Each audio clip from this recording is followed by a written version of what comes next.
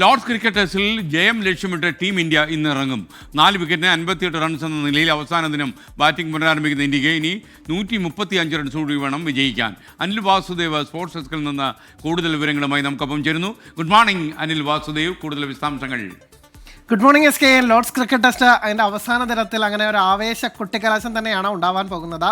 ഇനി ഇന്ത്യക്ക് ജയത്തിലേക്ക് വേണ്ടത് 135 റൺസ്. ഇംഗ്ലണ്ടിനാണെങ്കിൽ വെറും 6 വിക്കറ്റുകളും. ഇന്ത്യക്ക് നിലവിൽ വലിയൊരു തകർച്ചയാണ് രണ്ടാം ഇന്നിംഗ്സിൽ നേരിട്ടിരിക്കുന്നത്. 58 റൺസ് എടുക്കുന്നതിനിടെ 4 വിക്കറ്റുകൾ നഷ്ടമായി. പക്ഷേ ഇന്ത്യയുടെ വരാനിരിക്കുന്ന ഋഷഭ് പന്ത് അടക്കമുള്ള ബാറ്റർമാർ, KL രാഹുൽ അടക്കമുള്ള ബാറ്റർമാർ ഇന്ത്യക്ക് ഒരു വലിയ വിജയം സമ്മാനിക്കുമെന്ന് തന്നെ നമുക്ക് കരുതാം. 135 റൺസാണ് വേണ്ടത്. പക്ഷേ പിച്ച് കൂടുതൽ ട്രിക്കി ആയിക്കൊണ്ടിരിക്കുകയാണ്. അത് ഇന്നലത്തെ അവസാന സെഷനിൽ തന്നെ കണ്ടതാണ്. ക്യാപ്റ്റൻ ശുഭ്മാൻ ഗില്ലിൽ നിന്ന് ഒക്കെ തന്നെ ഇതിൽ പിടിച്ചു നിൽക്കാൻ സാധിച്ചില്ല. കരുൺ നായർ ആവട്ടെ, യശസ്വി ജയ്സ്വാൾ ആവട്ടെ, ഇവർക്കൊക്കെ തന്നെ വിക്കറ്റ് നഷ്ടപ്പെടുത്തുകയും ചെയ്തു. ഏറ്റവും ഒടുവിൽ നൈറ്റ് വാച്ച്മാനായി ഇറങ്ങിയ ആകാശ് ദീപിൻ്റെ വിക്കറ്റാണ് നഷ്ടമായത്. എന്തായാലും ഒരു വലിയ ജയത്തോടു കൂടി ഈ എഡ്ജ്ബാസ്റ്റനിലെ ചരിത്ര ജയത്തിന് പിന്നാലെ ലോർഡ്സിൽ കൂടി ജയിച്ച പരമ്പരയിൽ 2-1 മുന്നിലെത്താനായിരിക്കും ഇന്ത്യയുടെ ശ്രമം. പക്ഷേ ചരിത്രം ഒട്ടും ഇന്ത്യക്ക് അനുകൂലമല്ല.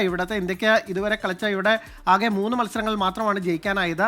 1986-ൽ 134 നാലാം ഇന്നിംഗ്സിൽ ചേസ് ചെയ്താണ് ഇന്ത്യ ഇവിടെ ഏറ്റവും വലിയ രീതിയിൽ ചേസ് ചെയ്ത ഒരു സ്കോർ ഉള്ളത്. അപ്പോൾ അങ്ങനെയൊക്കെ ഉള്ളത് കൊണ്ട് തന്നെ ഇന്ത്യക്ക് കരുതലോടെ കളിക്കേണ്ട തന്നെ ഇരിക്കുന്നു. പക്ഷേ KL രാഹുലിനാണ് ഇനിയുള്ള ആദ്യ പ്രതീക്ഷ. അദ്ദേഹം 33 റൺസുമായി ക്രീസിലുണ്ട്. പിന്നാലെ വരുന്ന ഋഷഭ് പന്ത്, ഒപ്പം തന്നെ നിതീഷ് കുമാർ റെഡ്ഡി, രവീന്ദ്ര ജഡേജ, വാഷിംഗ്ടൺ സുന്ദർ, ഈ 4 പേരും കൂടി പിടിച്ചു നിന്നാൽ മാത്രമാണ് ഇന്ത്യക്ക് ഒരു ജയത്തിലേക്ക് പോകാൻ സാധിക്കുകയുള്ളൂ. SK.